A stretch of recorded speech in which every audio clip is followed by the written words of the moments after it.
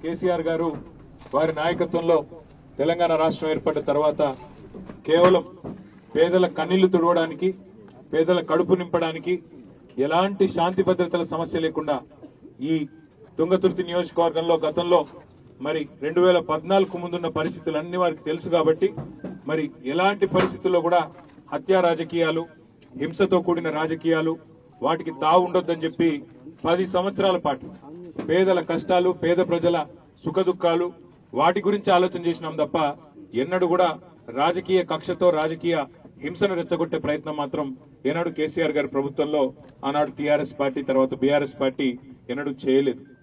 అందుకే 10 ఏళ్ల పాటు 2014 నుంచి 23 చివరి దాకా కూడా డిసెంబర్ దాకా కూడా ఒక్క సంఘటన కూడా జరగకుండా కేసీఆర్ గారి పటిష్ట నాయకత్వంలో అందరం కూడా జగదీష్ రెడ్డి గారి నాయకత్వంలో ఉమ్మడి నల్గొండ జిల్లాలో శాంతి భద్రతలను కాపాడుతూ నీళ్లు దేవాలే, ఇంటింటికి నీళ్లు ఇవ్వాలి, రైతుల కడుపు నింపాలి అనే ప్రయత్నం మాత్రమే చేసినాం. ఈ రోజు మళ్ళీ బాధాకరం, కాంగ్రెస్ ప్రభుత్వం రాగానే ఇవాళ ఉమ్మడి నల్గొండ జిల్లాలో ఒక దగ్గర కాదు 3 చోట్ల చాలా దుర్మార్గమైన మరి కార్యక్రమాలు వాళ్ళు చేస్తా ఉన్నారు. ఎన్నికలను దృష్టిలో పెట్టుకొని ఎన్నికలు వస్తాయి పోతాయి, కానీ ఊళ్ళో ఉండే సోదరులు వారు కలిసిమెలిసి ఉండాలి తెల్లారి ఎన్నికల తర్వాత కూడా.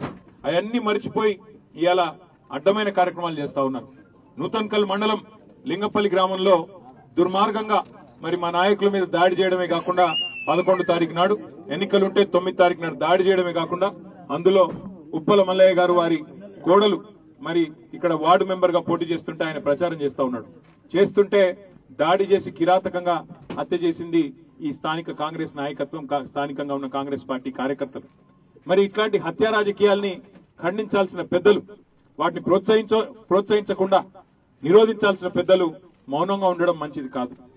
ఇక్కడనే కాదు, నల్గొండ నియోజకవర్గం తిప్పర్తి మండలం ఎల్లారెడ్డి ఎల్లమ్మగూడెంలో కూడా అక్కడ మరొక సోదరుడు మా యాదగిరి ఆయన నామినేషన్ ఇస్తానికి పోతుంటేనే పోకుండా ఆపి చివరికి ఎంత దుర్మార్గం అంటే ఆయనను కిడ్నాప్ చేసి చివరికి ఎంత కిరాతకం అంటే మూత్రం దాగించి దాడి చేస్తే కూడా ఇంతవరకు కేసు పెట్టలేదు. కాంగ్రెస్ నాయకులు ఇంత కిరాతకంగా వ్యవహారం చేసినా అక్కడ ఇంతవరకు పోలీసులు కేసు కూడా పెట్టలేదు. అట్లాగే నిన్న మీరు చూసింటారు నకరేకల్ నియోజకవర్గం చిట్యాల మండలం చిన్నకాపర్తిలో అక్కడ ఓటింగ్ అయిపోయింది.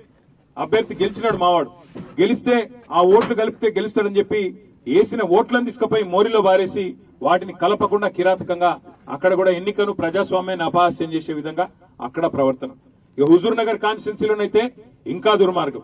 అక్కడ మా అభ్యర్థులు నామినేషన్ లేకుండా వాళ్ళని తీసుకుపోయి పోలీస్ స్టేషన్లలో కూర్చోబెట్టి కాంగ్రెస్ వాళ్ళకి అప్పచెప్పి కిరాతకంగా, అంటే ఇంత భయం కేవలం సర్పంచ్ ఎన్నికలకి ఇంత భయపడుతున్నది కాంగ్రెస్ ప్రభుత్వం. నిజంగానే 2 ఏళ్లలో మీరు అద్భుతాలు చేసింటే, మీరు నిజంగా బయట చెప్పుకుంటున్నట్టు రేషన్ కార్డులు ఇచ్చినాము, ఇండ్లు ఇచ్చినాము, రుణమాఫీ చేసినాము, అన్ని గొప్పగా చేసినామన్న మాట వాస్తవమైతే ఎందుకు భయపడుతున్నారు? ఎన్నికలకి ఎందుకు ఆగమైపోతున్నారు? చిన్న చిన్న వాటికి మీరు 6 గ్యారంటీలు అమలు చేసింటే, మీరు ఇచ్చిన 420 హామీలు అమలు చేసింటే ప్రజలు మీకు బ్రహ్మరథం పడతారు, ప్రజలు మీరు అడగకుండా ఓట్లు వేస్తారు. కానీ ఇవాళ ఈ పంచాయతీ ఎన్నికలకే భయపడిపోయి ఇవాళ ఇట్లా దౌర్జన్యాలకు తెగబడుతున్న కాంగ్రెస్ కార్యకర్తలు, నాయకులు ఒకటి గుర్తుపెట్టుకోవాలి, ఎప్పుడు రోజులు మీ కావు. 10 ఏళ్లు మేము ప్రభుత్వంలో ఉన్నాం, మరి మేము కూడా మీ లెక్కనే ఆలోచించింటే ఇలా కాంగ్రెస్ కార్యకర్తలకు ఈ పరిస్థితి ఉంటుండేనా? ఆలోచించండి, ఇది మంచిది కాదు. ఇప్పటికి కూడా నేను చెప్తా ఉన్నా, ఇకనైనా ఈ దిక్కుమాల రాజకీయాలు బంద్ చేయండి, ప్రజలకు మంచి చేసే కార్యక్రమాల మీద దృష్టి పెట్టండి. ఇక మీరు ఇట్లాగే పోతుంటే మరి మేము కూడా తిరగబడక తప్పని పరిస్థితి వస్తుంది. మేము కూడా ఇదే స్థాయిలో దాడులకు తెగబడితే మరి రాష్ట్రం ఏమైతుందో ఆలోచించాలని చెప్పి కూడా నేను వారిని కోరుతా ఉన్నా. ఇప్పటికి కూడా వినయంగా చెప్తా ఉన్నాం, ఇప్పటికి కూడా విజ్ఞప్తి పూర్వకంగానే చెప్తా ఉన్నాం, వినయపూర్వకంగానే చెప్తున్నాం. ఇది మంచి సంస్కృతి కాదు, తెలంగాణలో గతంలో లేదు, ఇప్పుడు కూడా మా వాళ్ళకు కూడా ఎక్కడికక్కడ నియంత్రించుకుంటూ వస్తున్నాం. ఇక్కడ మల్లయ్య గారి మీ కుటుంబానికి కూడా నేను మాట ఇచ్చినాను, వారికి కూడా చెప్తా ఉన్నా, తప్పకుండా మళ్ళీ మన ప్రభుత్వం వస్తుంది, వచ్చిన తర్వాత ఆ కుటుంబంలో ఒకరికి ప్రభుత్వ ఉద్యోగం ఇప్పించే బాధ్యత కూడా నాది, వారిని తప్పకుండా కాపాడుకుంటామని చెప్పి కూడా నేను తెలియజేస్తా ఉన్నా.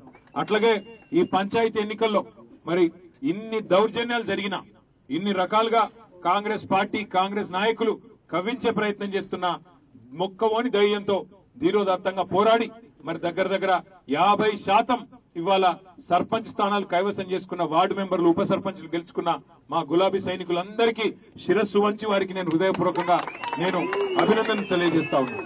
తప్పకుండా మళ్ళీ తిరిగి మన రోజులు వస్తాయి, ఎందుకంటే ప్రజలు ఎదురు చూస్తున్నారు. గ్రామాలలో ఎప్పుడు తిరిగి కేసీఆర్ గారిని ముఖ్యమంత్రి చేసుకోవాలా, ఎప్పుడు ఎన్నికలు వస్తాయి, ఎప్పుడు కాంగ్రెస్ మోసం చేసిన కాంగ్రెస్ కి బుద్ధి చెప్పాలని ఎదురు చూస్తున్నారు. కాబట్టి అప్పటిదాకా శాంతియుతంగానే పోదాం. వాళ్ళు ఎంత కవించే ప్రయత్నం చేసినా మనం మాత్రం హింస వైపు పోవద్దని చెప్పి కూడా మళ్ళొకసారి మిమ్మల్ని కోరుతూ, వాళ్ళ కుటుంబానికి పార్టీ అండగా ఉన్నది, మీరు కూడా మనందరం కూడా అండగా ఉండాలి.